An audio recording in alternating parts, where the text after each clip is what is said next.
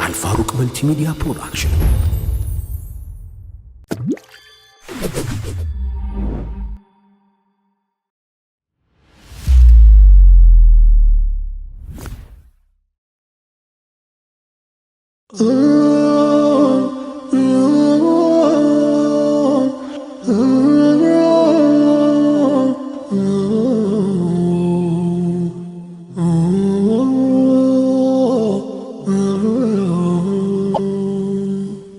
በየስሪድ የሚኖር የአይሁድ ካህን ነበር።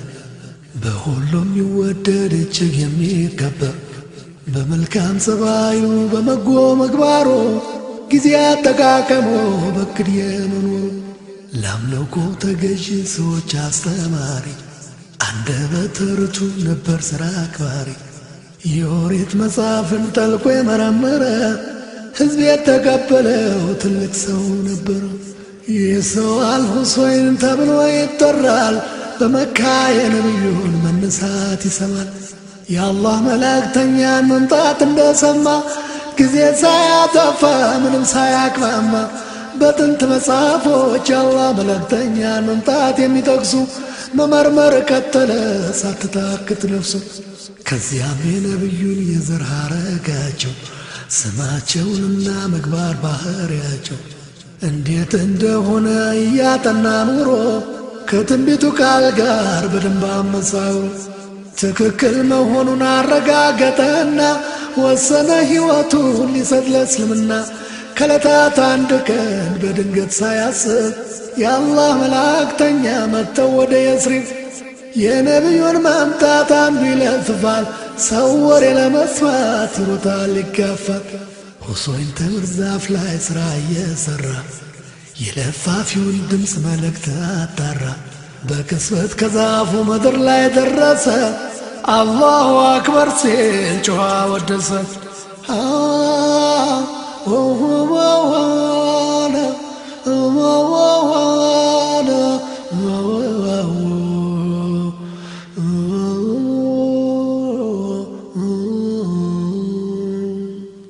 አክስቱ ስትሰማው በጣም ረገመችው።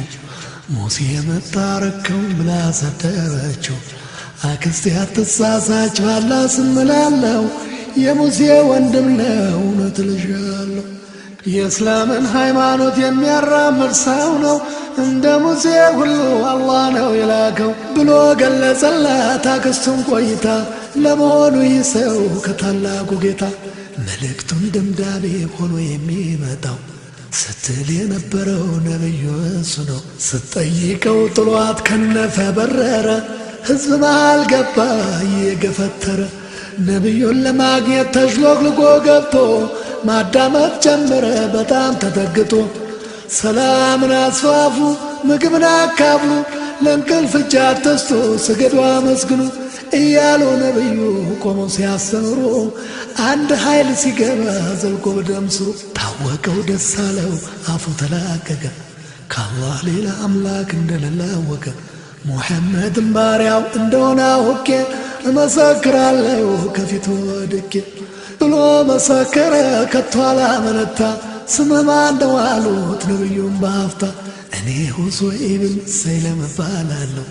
ሲመልስላቸው እኔ አብደላህ ብን ሰላም ብያለሁ ብለው በአዲስ ነቢዩ ሲጠሩት ይሁንልኝ ያለ ስያሜውን ወዶት ሚስትና ልጆቹን ለቤተሰቦቹ የእስልምናን እምነት ከነበረዎቹ አክስቱንም ጭምር አስተምሮ እስላሙኑ ከአይሁድ ተደብቀው በህቡ አመኑ።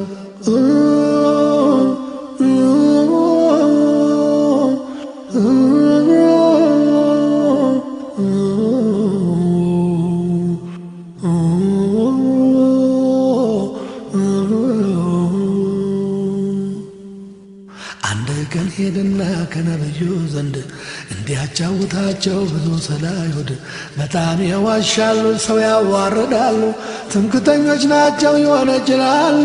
ከአይሁድ ትላልቆች ምሁራኖች ጋር እርሶ እንዲወያዩ በተራ በተራ እፈልግ ነበረ። እርሶ ካመኑበት የኔን እስላም መሆን አውቀው ሳይደርሱበት ተደብቄ ልቆይ ከርሷ አንድ ክፍል ስለ እስልምና ያስተምሯቸው በቃል ሲያበዙ ክርክር እኛ እናምኑም ሲሎት ጠይቋቸው ድንገት ስለ እኔ ማንነት ብሎ ያቀደውን ነብዩን ጠየቀ። እሺ ያሉት ተስማሙ፣ ሐሳቡ ጸደቀ። ሁሴን ተደብቆ ከአንድ ክፍል ውስጥ ነብዩ ከአይሁዶች ክርክሩ ሲቀልጥ ድንገት ጠየቋቸው ገቡና በጣልቃ አልሁሴንን የሚያውቅ ያውጋኝና ይብቃ። ሁሉም በአንድ ድምፅ መምህራችን ነው የመምህራችን ልጅ ሃይማኖት አዋቂ ለሕዝቡ የሚበጅ እያሉ አሞካሹት ከፍ ከፍ አድርገው ነቢዩም ጠየቁ ወዲያው አከታትለው የትልቅ ሰዋችሁ እስላምን ቢቀበል የእናንተ ውሳኔ እንደምን ይሆናል? ከቶ ያረገውም አምላክ የማይምለው ክብሩን የሚነካ ለሱ ትልቅ ሞት ነው በማለት ታምሰው ሲያወቁ ሲንጫጩ ገሚሱ በፍርሃት በጭንቀት ሲቆጩ አልሁሴን ብቅ አለ ከተደበቀበት የእነሱ መምህር እጅግ የሚያምኑበት በድፍረት አላቸው አላህን እወቁ በአምላክ ስም እምላለሁ በውሳኔያችሁ ላይ በጣም ተጠንቀቁ። ነቢዩ ሙሐመድ የአላህ መላእክተኛ መሆኑን አትክዱም ተጽፏል በኛ ሲላቸው ረገሙት በጣም ተበሳጩ። አይሁዶች ተናደው ፀጉራቸውን ነጩ። አብደላህ ብን ሰላም በእስልምና ጸና ከነቢዩ ጋር ብዙ አብሮ ሠራ በእስልምና ፍቅር በእጅጉ ተጠምዶ በአላህ መላእክተኛ ታምኖና ተወዶ ውሎውና ዳሩን መስጊድ አደረገ አስተማረ ብዙ አበካ አሳደገ።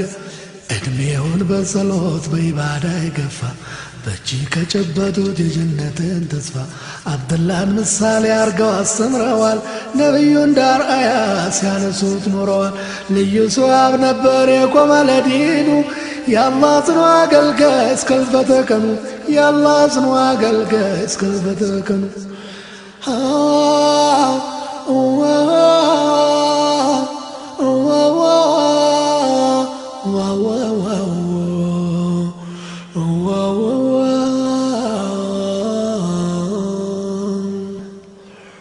የሶሃቦች ታሪክ እንደ ማር ይጥማል አጀብ አሰኝቶ ይደንቃል ይገርማል። ጫማ አልነበራቸው ለእግራቸው መሄጃ ግፋ ቢል ሰይፍ እንጂ የላቸው ጠመንጃ።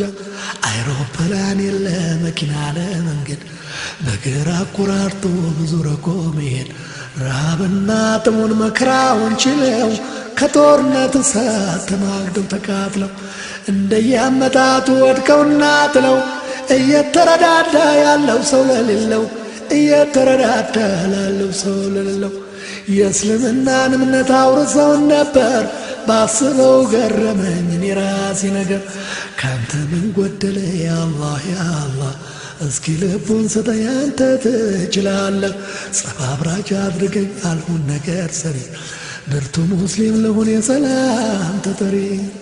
በተጋጋመ እሳት ውሃ የሚከልስ በጥፊ ሲመታ ቀና የሚመልስ ደግሞ ካፈራው ላይ አካፍሎ የሚያበላ የእምነት መዋቅሪያ ማገርና ባላ የብረት ምሰሶ አድርገኝ ለዲኔ አላህ ጉልበት ሁነኝ ደካማ ነኝ እኔ። የተከፋን አጽናኝ ተማሚን ጠያቂ የተገፋማ ላይ ሰበኛ አስታራቂ። የአንድ ቀን አይደለም የአንድ ዓመት አይደለም እስከ ምሬ ፍጻሜ እስካልፍ ከዚህ ዓለም ልሁን አገልጋዬ የአላህ ፍጹም ባሪያ ከእጄማ የለየኝ መስገጃ መቁጠሪያ። ትንሽ እውቀት ጋተኝ ከጥበብ ጅረት በአንተ እጅ ነውና እልፈትና ሽረት።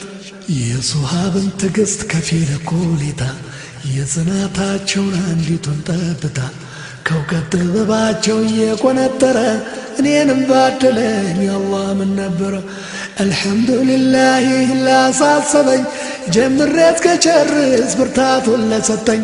የተቀሩትንም የሌሎቹን ሶሃብ በአላህ እርዳታ ሰርቼ እስከማቀር ይህን ላዳመጠ ሰላም ይስፈንበት ሳያጓድልብን ዕድሜና ጤንነት።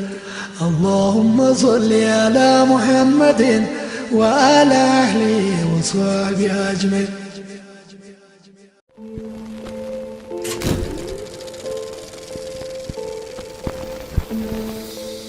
አልፋሩቅ መልቲሚዲያ ፕሮዳክሽን